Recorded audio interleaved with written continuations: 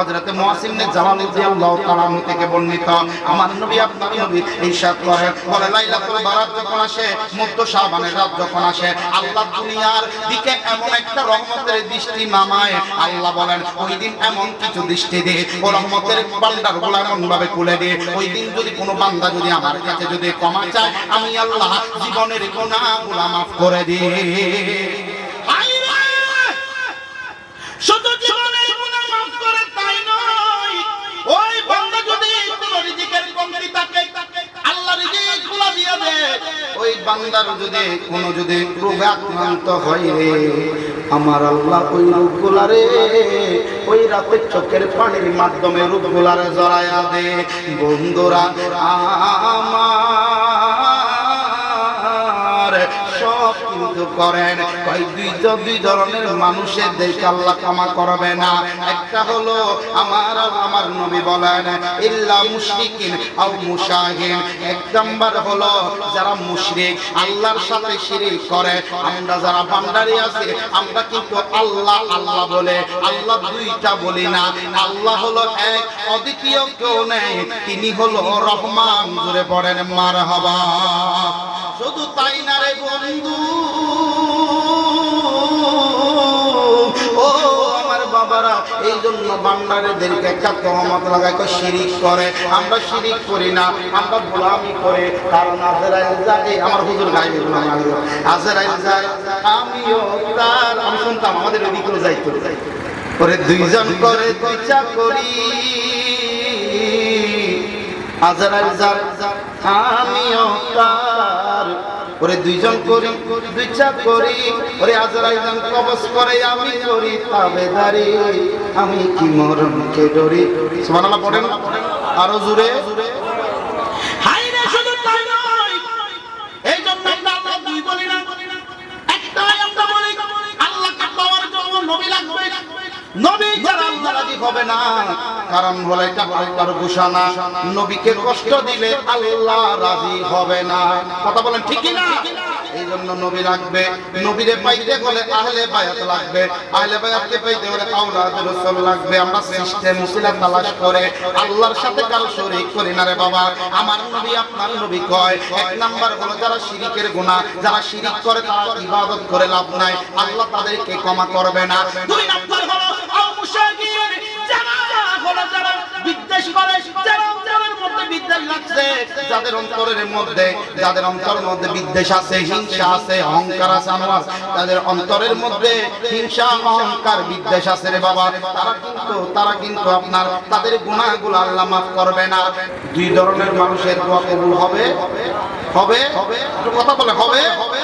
এই জন্য এক ধরনের যারা শিরিক করে মুশরিক, আর এক ধরনের হলো যারা হিংসা করে। আছে না নাই? একজনের ভালো দেখতে পারে না, একজন যদি ভালো যদি পজিশনে যায় এই এটা নামা এতে কেন দেবে। তো আপনি এটা না করে দোয়া করেন আল্লাহ অমুককে যেরকম করেছেন আমাকে ওই দরজায় নিয়ে যায়। কথা বলেন ঠিক কি না? হিংসুকের দোয়া আল্লাহ কবুল করবে না। এক নাম্বার হলো মুশরিকের দোয়া কবুল করবে না, হিংসুকের দোয়া কবুল করবে না। এজন্য হিংসা মুক্ত জীবন করতে হবে, আর বিদ্বেষ হিংসা মুক্ত জীবন করতে হবে, শিরিক মুক্ত জীবন করা লাগবে রে বাবা। আমার নবী আপনার নবী রাহমাতুল লিল আলামিন দয়াল নবী মায়ার নবীজি বলেন এই জন্য কালকের একটা ওয়াকিয়া বলে আমি শেষ করে দিচ্ছি। আগামী কাল শবে বরাত বাজান, ওটা কত বড় রাত জানেননি? ওই দিন আমার আল্লাহ ফয়সালা করে, ওই দিন আমার আল্লাহ দিয়ে দেন। আর ওই দিন এমন ভাবে চোখের পানি ফেলে যখন কান্না করবেন, এটা 1000 বছর ইবাদত করার চাইতে 1000 বছর নফল ইবাদতের চাই উত্তম হয়ে যাবে। জোরে বলা কি যাবে না সুবহানাল্লাহ? ও বন্ধুরা আমার, ও আমার পরকালের বাবারা, একটু গভীর মনোযোগ দিবেন রে বাবা। শবে বরাতের রাতের 2 রাকাত নামাজের নফল নামাজের ইবাদতের গুরুত্ব কেমন জানেন রে বাবা?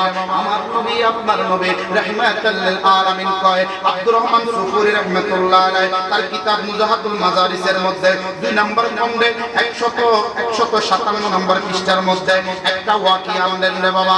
হযরত ঈসা আলাইহিস সালাতু ওয়াস সালাম আজব জিনিসগুলো দেখতেন। আমার আল্লাহ ঈসার সাথে আজব একটা খেলা খেলতেন। সুবহানাল্লাহ পড়েন না? ঈসা আলাইহিস সালাতু ওয়াস সালাম একদিন যখন পাহাড়ের দিকে, দুই দিকে পাহাড়, পাহাড়ের মাঝখান দিয়ে যখন ঈসা নবী যখন যায়, হঠাৎ করে দেখে এমন একটা গোল আকারের সুন্দর একটা পাথর দেখলেন। পাথরটা এমন সুন্দর, ঈসা রুহুল্লাহ ধরে ধরে বলেন, আল্লাহ এত সুন্দর পাথর তুমি বানাইলা, আল্লাহ রে এত সুন্দর পাথর বানাইলা, তুমি আসমানে তাকো প্রভু, আমি জমিনে, তোমারই প্রেম চলে হৃদয় গহীনে, আমি তোমারই বান্দা প্রভু, আর তো কারো না। ঠিক কিনা বলেন না? আমরা তোমারই বান্দা প্রভু, আর তো কারো না। আলিমুল গায়ব তুমি রহিম রাব্বানা, আলিমুল গায়ব তুমি রহিম রাব্বানা। জোরে বলেন আল্লাহু আকবার। ঈসা আলাইহিস সালাতু ওয়াস সালাম শেষ করে দিয়েছে। ঈসা আলাইহিস সালাতু ওয়াস সালাম যখন পাথরটা যখন দেখলো, পাথরের এত সৌন্দর্য, এত সুন্দর পাথরটা দেখে ঈসা নবী কয়, আল্লাহ এত সুন্দর পাথর বানাইছো, এর চাইতে আজব কিছু আসেনি। আমার আল্লাহ ডাক দিয়া কয়, ঈসা রে, এই আজব একটা পাথর দেখলি, এমন কি দেখলি এর চাইতে আজব কিছু দেখতে চাওনি? ঈসা রুহুল্লাহ বলেন, মালিক এর চাইতে আজব কি তোমার জমিনের মধ্যে আর আসেনি? আমার আল্লাহ ডাক দিয়ে কয়, ঈসা রে, যা যা যা যা, ওই পাথরের সাথে তোর হাতটা একটু লাগা। জোরে বলেন মারহাবা। কিতাবের মধ্যে আছে, এমন একটা লাঠি দিয়ে একটা আঘাত করো। ঈসা রুহুল্লাহ একটা লাঠি দিয়ে আঘাত করলেন। ওই লাঠি দিয়ে আঘাত করতে দেরি পাথরটা দ্বিখণ্ডিত হয়ে গেলেন। পাথরটা যখন দ্বিখণ্ডিত হয়ে গেছে, পাথরের ভিতর একজন মানুষ, আল্লাহর বান্দা, সাদা কাপড় পরনেওয়ালা, এমন একটা বান্দা আল্লাহর জিকির করে, লা ইলাহা ইল্লাল্লাহ। জোরে বলা কি যাবে না? সুবহানাল্লাহ। ও বন্ধুরা, ওই মানুষটাকে যখন দেখবে, ঈসা রুহুল্লাহ বলেন, আল্লাহ এমন সুন্দর মানুষটা তুমি এখানে রাখলা। ওই মানুষটা তো ঈসা রুহুল্লাহ, আল্লাহ এর চাইতে আজব কিছু আসেনি। আল্লাহ বলে, আল্লাহর ইবাদত করে মানুষটা পাথরের ভিতরে। আর একটা সাথে একটা আঙ্গুর গাছ আছে, নামাজ পড়ে আঙ্গুর ছিঁড়ে ছিঁড়ে খায়। জোরে পড়েন মারহাবা। এবার ঈসা রুহুল্লাহ দেরি করলো না, এবার কয়, আল্লাহ ওই মানুষটার চাইতে আর কিছু আছে না? আমার আল্লাহ কয়, ঈসা দেখলা কয়, একটু মানুষটার সাথে কথা বলো। ঈসা আলাইহিস সালাতু ওয়াস সালাম এবার আল্লাহর বান্দাটার সাথে এবার কথা বলছে, সালাম দিছে, কেমন আছে এইভাবে জিজ্ঞাসা করার কথা বলার পরে ঈসা রুহুল্লাহ এবার ডাক দিয়ে বলেন, তুমি কে, তুমি এখানে কি করো? বলে, আমি আল্লাহর ইবাদত করে। বলে, ইবাদত কতদিন ধরে করো? কয়, আমি আল্লাহর ইবাদত করে 400 বছর ধরে, 400 বছর ধরে এই পাথরের ভিতর ইবাদত করে। ও বন্ধু, তুমি খাও কোত্থেকে, পাও কোত্থেকে? কয়, আঙ্গুর ছিঁড়ে ছিঁড়ে খায়। কয়, আঙ্গুর কোত্থেকে আসে? কয়, আমার আল্লাহ এই জমিনের মধ্যে আমার জন্য রিজিকে রাখে নাই, এই পাথরের ভিতর আমার আল্লাহ রিজিক দেয়। রিজিক দেয় শুধু তাই নয়, এই পাথরের কোনো একটা নিঃশ্বাস নেওয়ার পর কোনো একটা ফোঁটা নাই, কোনো একটা ছিদ্র নাই। কেমনে এই পাথরের ভিতর? কয়, এই পাথরের ভিতর 1 বছর, 2 বছর, 5 বছর, 10 বছর, 100, 200 নয়, 300 নয়, আমি 400 বছর ধরে ইবাদত করে, একজনের ইবাদত করে, ইবাদত করি আমরা, তিনি হলেন আল্লাহ। কথা বলেন ঠিক না? শুধু তাই না রে বন্ধু, ইবাদত আল্লাহর করি, আর এখান থেকে আঙ্গুর ছিঁড়ে ছিঁড়ে খায়। আল্লাহর কাছে মুসা, ঈসা আলাইহিস সালাতু ওয়াস সালাম দুই চোখের পানি চাইরা দিছে, আল্লাহ গো,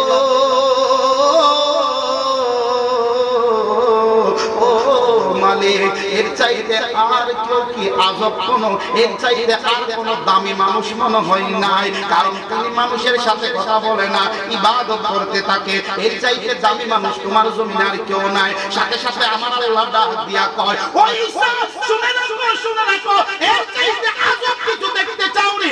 আল্লাহ বলেন, আমি ঈসা বলেন, আল্লাহ দেখালে কি দেখতে কে না চায়? আমার আল্লাহ বলেন, ও ঈসা, এর চাইতে আজব মানুষ হলে, চাইতে দামি মানুষ হলো কোনগুলো জানেন না?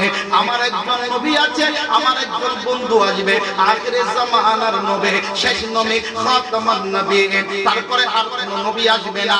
ওই নবীর উম্মতগুলোরে শবে বরাত নামক এমন একটা রাত দেব, লাইলাতুল নিসফ মিন শাবান, শাবান মাসের মধ্যরাত এমন একটা দেব। ওই রাতের মধ্যে যখন কোন বান্দা বৈশা বৈশা 2 রাকাত নফল ইবাদত করবে, নফল ইবাদত করলে এই মানুষটা 400 বছর ধরে এই পাথরের ভিতরে ইবাদত করছে। এর চাইতে আমার পোশাকের জমানার নবীর উম্মতগুলা সবে বরাতের রাত্রে 2 রাকাত যদি নফল ইবাদত করে রে, আমি আল্লাহ ওই মানুষের চাইতে 400 বছর যে ইবাদত করে তার চাইতে আরো বেশি সওয়াব দিয়ে ভরপুর কইরা দেব। এর চাইতে দামি আছে। মারহাবা পড়েন না, আরো জোরে পড়েন মারহাবা। এই জন্য বলি রে বাবা, লাইলাতুল বারাতে, লাইলাতুল নিসফ মিন শাবানে এই রাতের বেলায় ইবাদত যখন করবেন, 2 রাকাত ইবাদত করলো, নফল নামাজ পড়লো, আল্লাহ 400 বছরের সওয়াব দেবে। সুবহানাল্লাহ পড়েন না। তাইলে বাজান ইসারুল্লাহ বারকা করলে মালিক আল্লাহ, ও আল্লাহ আমি ইসারে ওই নবীর উম্মত বানায়া দিও। সুবহানাল্লাহ পড়েন না। ঈসা আসবে কিন্তু নবী হয়ে নয়, উম্মত হয়ে। ঈসা আল্লাহর তুলে নিছে, উঠায়া ফেলছে, আবার আসবে নবীর উম্মত হয়ে। কারণ কেন জানেননি? আমার নবীর উম্মত হয়ে আসবে কিন্তু নবুয়ত নয়, বেলায়েত হয়ে। সুবহানাল্লাহ পড়েন না।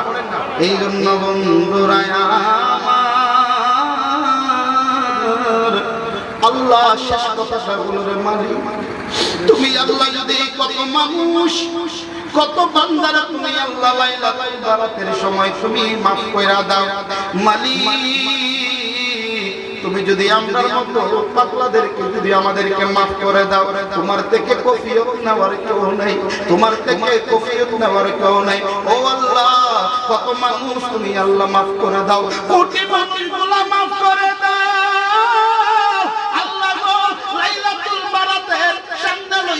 এইভাবে যখন দোয়া করবে মালিক আল্লাহ আপনারে কোটি মানুষ আপনি maaf করে দেন। আমার মতো একজন যদি পাপীরে আপনি যদি maaf করে দেন, তোমার কোনো কফিয়ত নেওয়ার কেউ নাই, তোমার থেকে কেউ জিজ্ঞাসা করবে না, কি তোমার কোনো কিছু হবে না।